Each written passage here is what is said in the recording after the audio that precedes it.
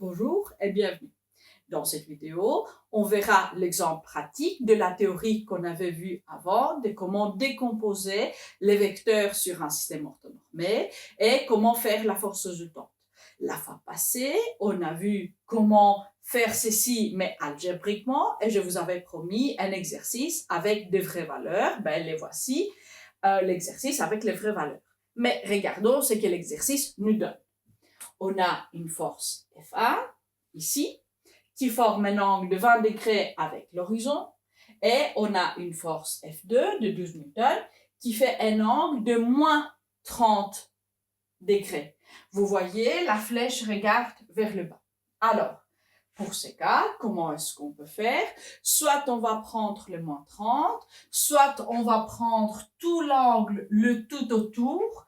Alors, moins 30, on peut l'écrire aussi 330 degrés pour faire le sinus et cosinus, ou on peut également prendre seulement 30 tout en réfléchissant que la projection sur l'axe X va être positive parce qu'elle va regarder ou vers le positif de l'axe X, mais ici, la projection, la composante sur l'axe Y va être négative parce qu'elle va être vers le bas. Maintenant, ces deux options sont valables, sont aussi bonnes l'une que l'autre, mais à un moment, vous devez choisir laquelle vous allez faire pour ne pas mélanger les deux. Alors, ce que je vais faire ici, je vais vous montrer finalement comme quoi, quand on fait les composantes, ça va donner la même chose. Alors, je vais commencer.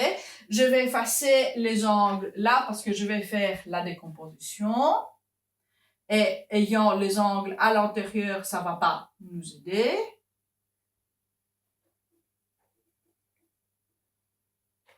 Et on va appliquer notre trigone.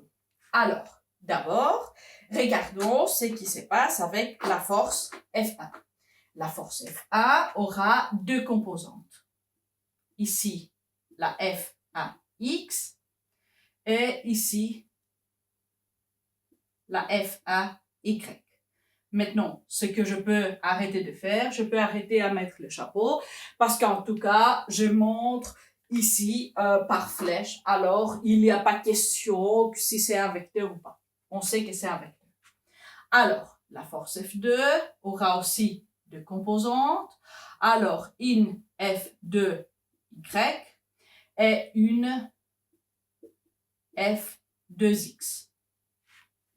Alors, c'est qu'on aura, si on fait un autre petit plan orthonormé de ces côtés, on aura ici F1x qui va s'additionner avec F2x parce que les deux sont même direction mais même sens aussi, tandis que leurs composantes sur l'axe Y vont être opposées si vous voulez.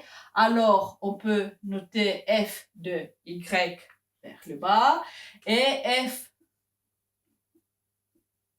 F1Y vers le haut. Alors là, les deux vont être opposés. C'est qu'on peut commencer à faire. On peut commencer à à trouver les valeurs. Comment est-ce qu'on va trouver les valeurs pour savoir après les additionner ou les soustraire?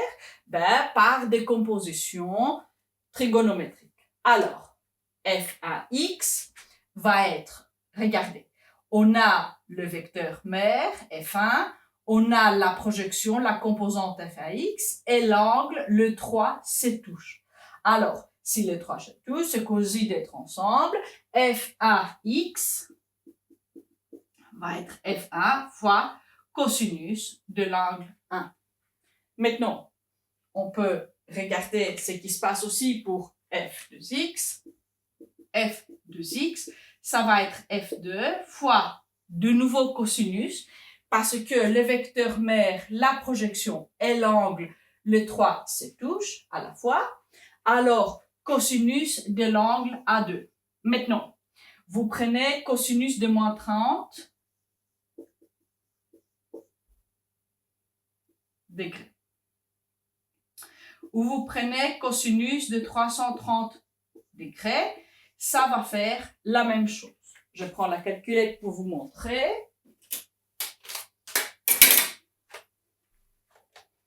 Et alors, si vous faites cosinus de 30 degrés, vous aurez 0,8666, on va dire 0,87. OK. Et si vous faites cosinus 33 degrés, alors vous avez exactement la même chose. Alors, vous voyez que le cosinus de moins 30 et le cosinus de 330, c'est le même. Alors, peu importe si vous utilisez cet angle ou le tout autour, c'est bon. Et ça va donner quelque chose de positif. On va faire le calcul après. Alors, regardons ce qui va se passer pour l'autre force sur l'axe Y. Alors, on a F1Y, ça va être le vecteur mère, F1, fois, cette fois, l'angle n'est pas entre le vecteur et sa projection, alors on aura sinus A1. Il n'y a aucun problème, c'est l'angle qui est formé par le positif de l'axe X. Maintenant, pour trouver le F de Y, il y a deux possibilités. Soit vous faites F2 fois sinus, soit moins 30, soit 330 degrés, ça va donner la même chose, et ça va donner une valeur négative. Et alors, vous savez que f de y est négatif, et vous n'allez pas les soustraire de f1y, mais seulement les additionner. Soit vous faites f de y à l'absolu, qui va être f2 fois sinus, voilà, la valeur absolue de l'angle A2.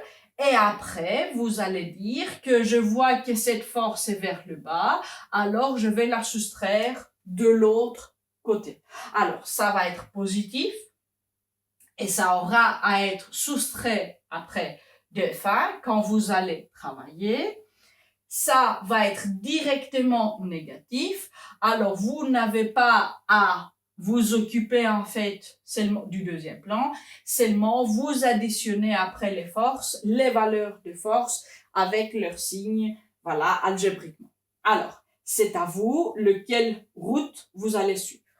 Alors, pour le moment, je vais faire le 2, comme ça, vous voyez la différence. Alors, on prend la calculette et on va faire de vrais calculs. Alors, pour f1x, qui est la composante de f1 sur l'axe x, on aura f1 qui est 16 fois cosinus de 20 degrés. Alors, ça va nous donner 15,04. 15,04 newtons.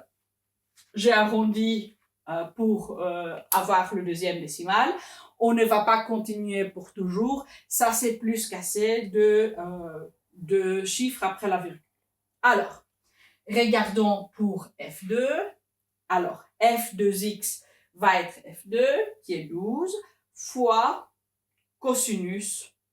Voilà, on peut mettre de moins 30. Et alors, ça va donner 10,39.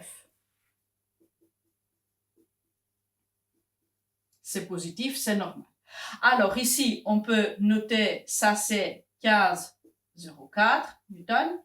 Ici, ça va être 10,39 newtons. Alors vous voyez, ces deux forces, ça va être facile à faire la force résultante sur l'axe X. Avant de faire ça, regardons ce qui se passe sur l'axe Y. Alors, F1Y, c'est facile, c'est F1, alors 16 fois sinus de 20 degrés. Alors, ça va faire 5,47. Et on n'oublie pas l'unité qui est le newton. Maintenant, regardons ce qu'on va faire avec la F2. Je prends l'autre marqueur. Et alors, F de Y, c'est F2, qui est 12, fois, si on fait sinus 30, 330 ou moins 30, on a moins 6 newtons. Okay? Regardons maintenant si on ne fait pas. Alors, si on fait l'absolu, alors on aura 12 fois sinus de 30 degrés, ça va donner 6 newtons, c'est voilà, à quoi on s'attendait. Alors, ici, cette longueur vers le bas, c'est des 6 newtons. OK? Et ici, tout en haut, on a 5,47 newtons. Maintenant, soit vous faites ces petits plans orthonormés et vous voyez c'est lequel est positif ou le négatif, ou vous travaillez toujours avec les angles depuis les positifs de l'axe X, et alors là, vous pouvez seulement additionner, prenant en compte les signes. Parce que la force résultante sur l'axe X est facile, parce que les deux vont s'additionner. Mais la force résultante sur l'axe Y, on doit réfléchir un peu plus. Alors, la force résultante sur l'axe X, ça va être FAX plus F de X.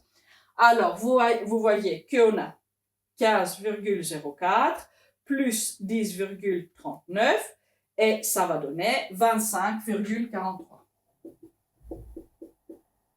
newtons. Et ça, c'est la totale sur l'axe X. Faisons maintenant la totale sur l'axe Y.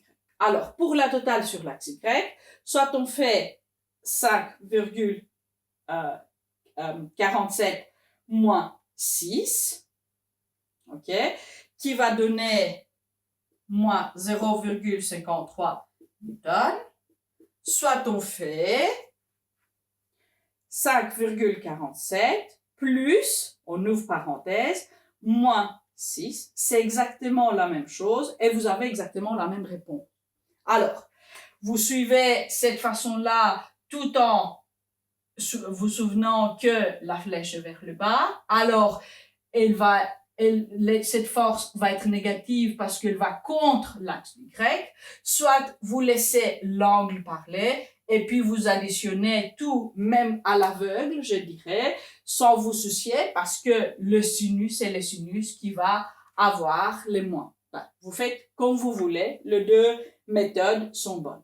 Maintenant, on n'a pas encore trouvé la force résultante. On a seulement trouvé la force résultante sur l'axe X et la force résultante sur l'axe Y. C'est qu'on doit faire maintenant. On doit combiner ces deux forces qui sont perpendiculaires. Alors, une composante ici, une composante là, pour trouver la force résultante. Alors, pour la valeur de force résultante, on a dit on fait Pythagore.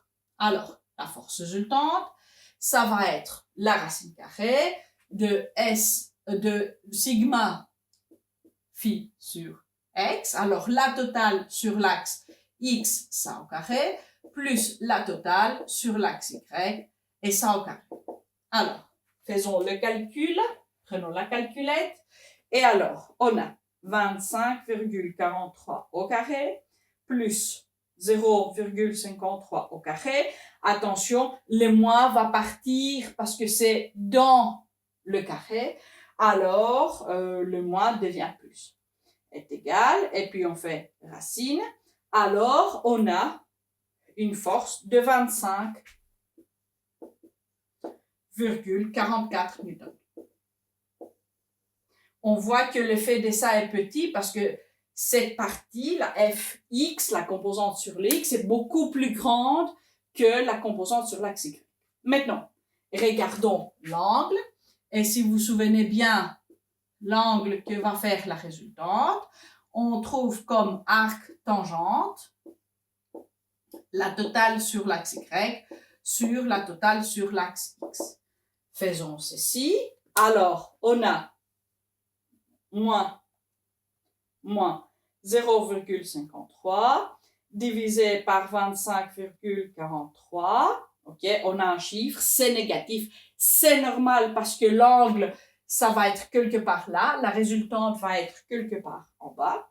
Et alors, inverti tangente, et alors on a moins 1,2 degrés. Alors, tout justement en dessous, ici, de moins 1,2 degrés. Évidemment, vous pouvez noter ça comme 358,8 degrés. Hein? Parce que si on fait un autre cycle et on fait l'angle, ça va être là. Les deux sont acceptés. Finalement, les deux sont le même angle. Alors, à ce stade, je vous laisse. Et la prochaine fois qu'on se verra, on va faire un équilibre aussi en utilisant la méthode de décomposition. Pour le moment, vous avez un peu de repos. Ciao et à une prochaine.